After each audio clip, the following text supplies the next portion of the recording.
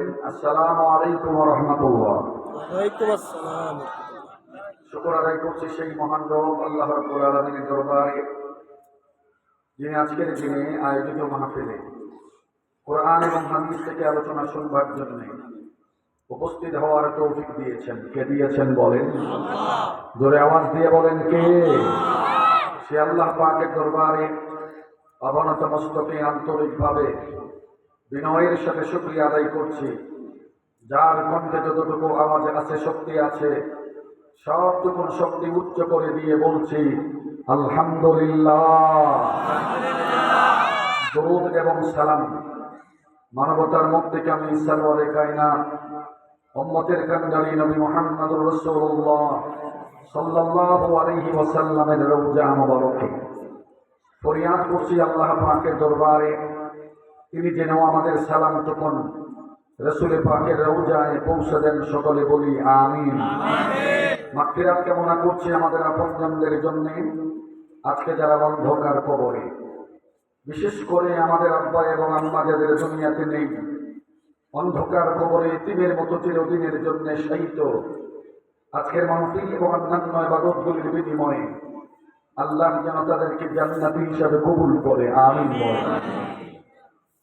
ধন্যবাদ দিচ্ছি, মোবারকবাদ জানাচ্ছি মাহফিল কর্তৃপক্ষ, এলাকাবাসীকে, যারা অত্যন্ত আন্তরিকতার সাথে, আনন্দের সাথে প্রতি বছরই এই মাহফিলটা 2 দিন ব্যাপী করে থাকেন।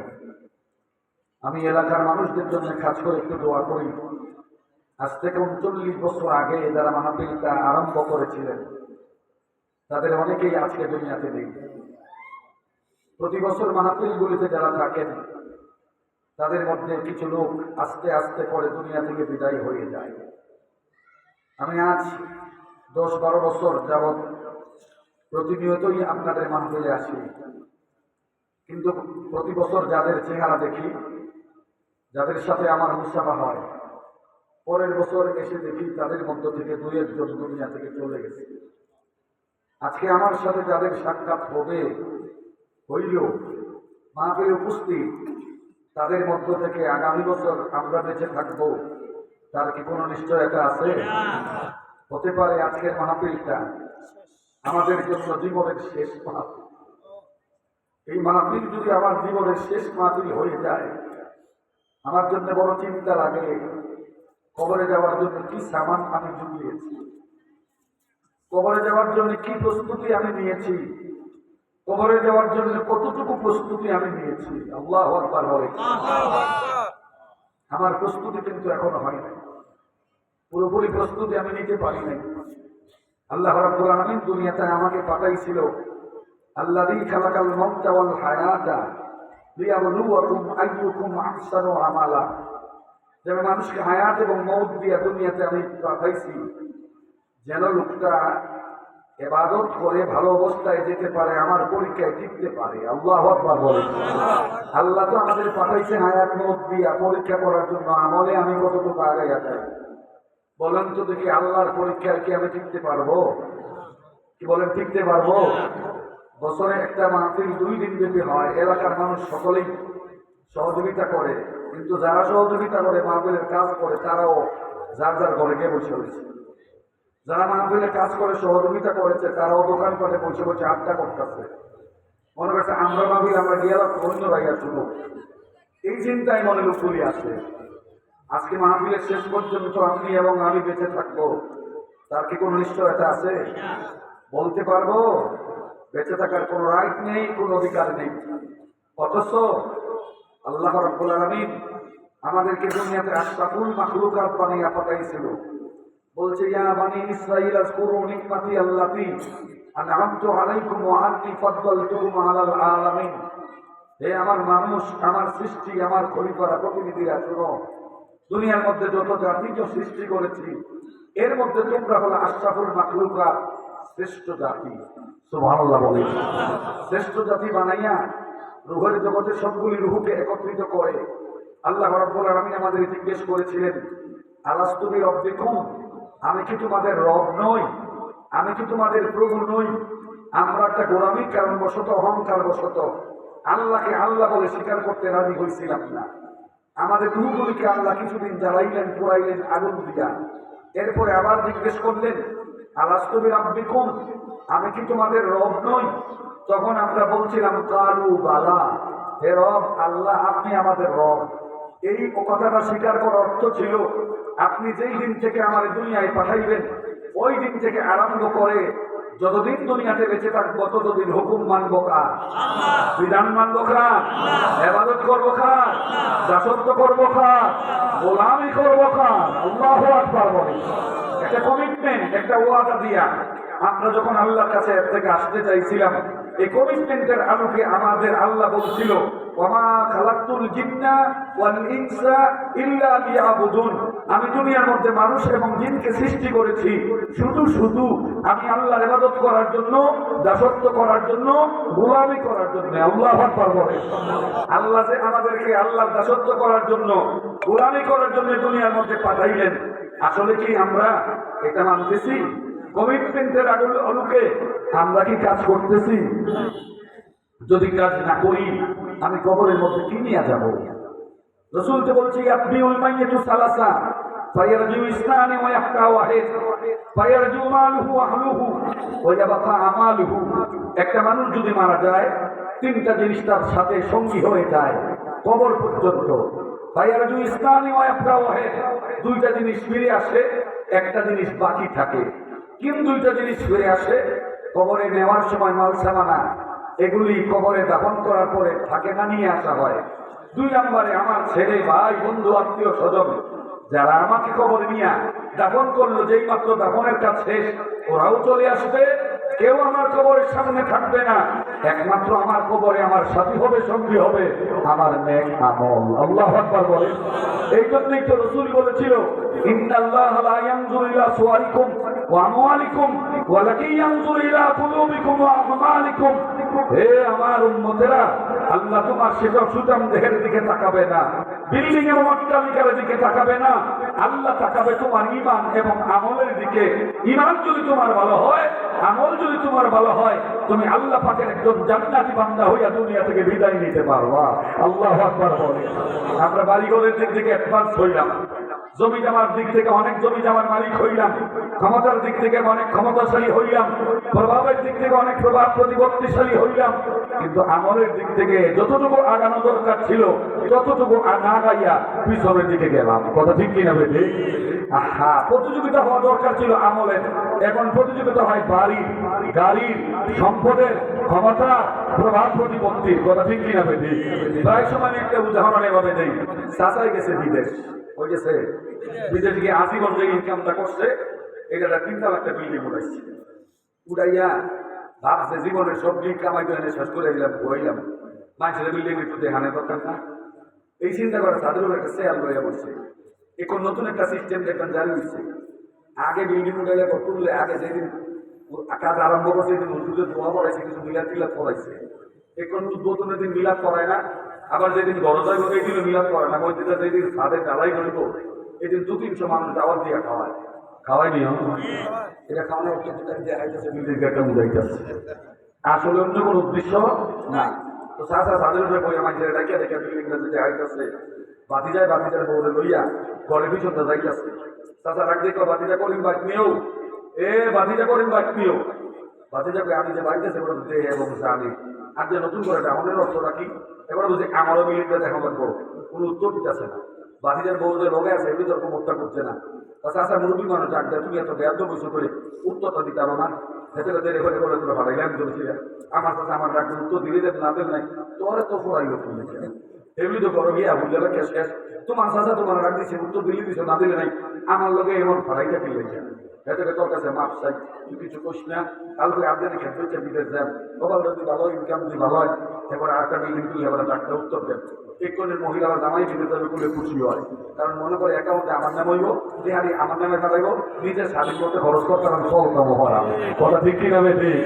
এটা দিয়ে যারা বিদেশ যায়, বাবার নামও করে না, ভাইয়ের নামও করে না, বউর নামে করে দেওয়া যায়।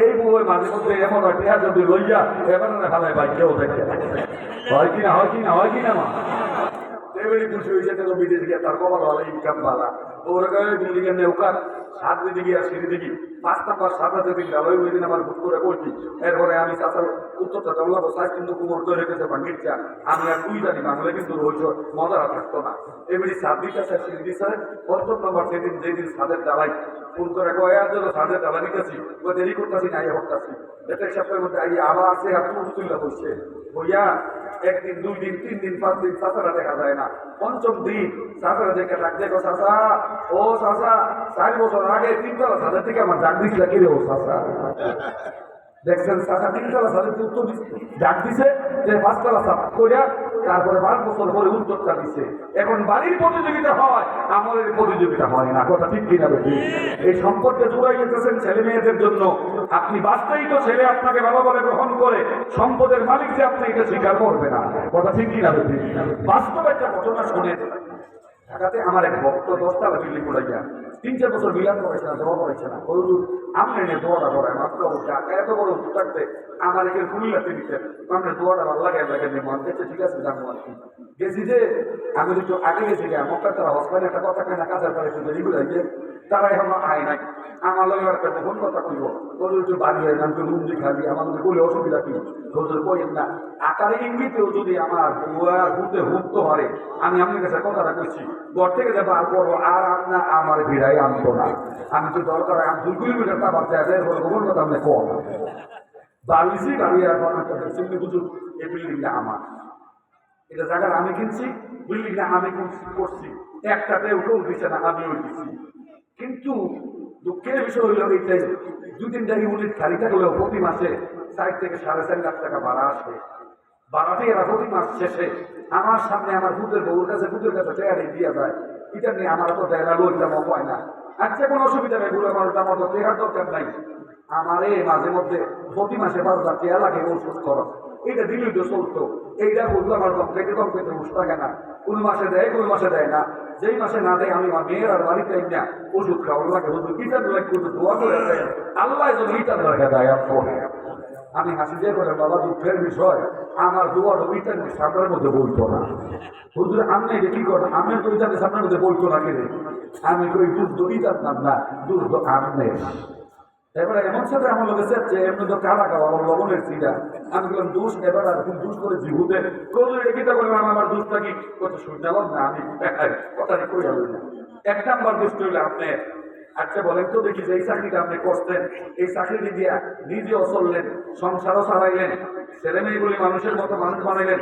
আত্মীয় স্বজনকে মেনটেন করলেন এরপরে এতটাই এই চাকরির মতো কই পাইলেন জায়গাটা কিনা 10 তলা বিল্ডিং করার মতো আমার তো চিন্তা হইতাছে আপনি বাইকবা দেখুন তো দেখি আপনার হালাল টাকার সাথে কিছু হারাম টাকা আছে না নাই আল্লাহু আকবার বলতেন না কথাটা বাস্তব না বাস্তব এই কথা অনুযায়ী বলার পরে যেন স্তব্ধ হয়ে গেছে আমি বললাম দ্বিতীয় দুষ্ট হইল আপনার এটা আপনার ছেলেটারে আপনি মানুষের মতো মানুষ বানাইতে পারেন নাই যদি আপনার ছেলেটারে মানুষের মতো মানুষ বানাইতে পারতেন তাইলে আপনার ছেলেটা আপনার মনে কষ্ট না দিয়ে করলে আব্বা বিল্ডিং আপনার উড়াইছেন আপনি টেহা লইবেন আমরা দিবেন আমরা খরচ করান আমরা কেন টেহা লইতাম আপনি আবার হাসিটা করে নিলে বাবা রে বুড়ে মানুষ আমি টেহা দিয়ে কি করেন তোর টেহা তো রইল মাঝে মধ্যে পকেট খরচ লাগলে 2-4 টাকা আমার দিস আমার টেহা দরকার নাই আপনিও তার প্রতি খুশি থাকতেন সেও তার প্রতি খুশি থাকতো আজকে বিচারে দিয়ে অভিযোগ করিয়া তার প্রতি আপনার মনে কষ্ট পাইতে হইতো না কথা ঠিক কিনা বেশি আমার মা হাসপাতাল আইসিইউতে আছে আমি গত বছর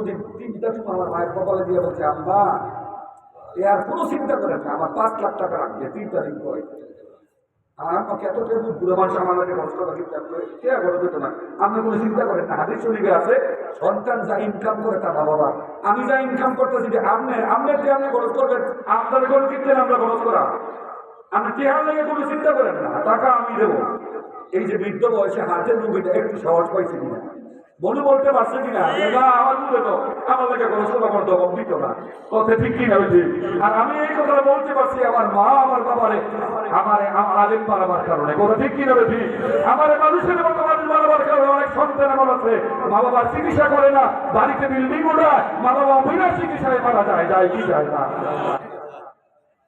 এই কথা বলার পরে লোকটা কবরের মধ্যে 2-3টা থামলা দিয়ে একটা হুজুর এখন ছিলাম ঠিক ওই ভুল বুঝছি আমি দৌড়াটা তো ঠিক একটা বাড়ি কথা বলল আসলেই তো এই টাকার সাথে 2 নম্বরে কিছু টাকা মিশে গিয়া আমি বিল্ডিংটা উড়াইছিলাম আমার ছেলে সুখের জন্য, শান্তির জন্য, সে আরামে থাকবে।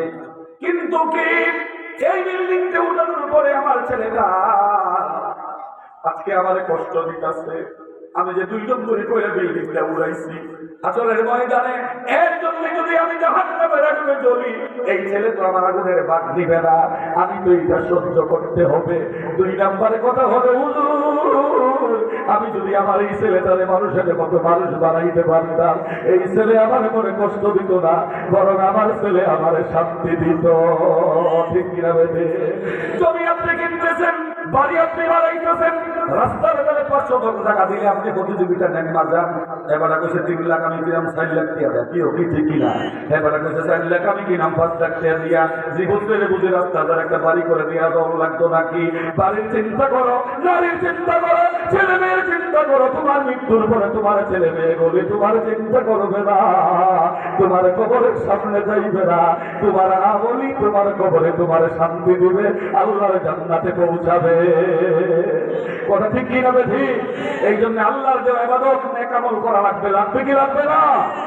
আজকে আমার এই সংক্ষিপ্ত সময়ে ছোট্ট একটা আমলের কথা বলবো। আজকে কোনো করা কথা উঠতো না, কথা ঠিক না বেঠি? সামনে কয়টা দিন পরে আগামী 1 তারিখ রাতের বেলা হয়তো আমরা সেহরি খাবো, 1 তারিখ রাতের বেলা হয়তো আমরা তারাবি নামাজ পড়বো, আলহামদুলিল্লাহ বলে। 2 তারিখ হবে আমাদের প্রথম রোজা। এই যে রোজা আসতেছে, রোজার ব্যাপারে সামান্য একটু কথা বলেই আমি বিদায় নিতে চেষ্টা করবো ইনশাআল্লাহ। আল্লাহ তৌফিক দান করুন, কবুল করুন, সকলে বলি আমি। আরো জোরে বলেন আমি। রোজা আসার 3 মাস আগে আমার নবীজি একটা দোয়া করতো, আরম্ভ করতো কি? আল্লাহুম্মা বারিক লানা ফি রাজাব ওয়া শাবান ওয়া বাল্লিগনা রমাদান। আল্লাহু আকবার বলেন। আল্লাহ কি বলছে?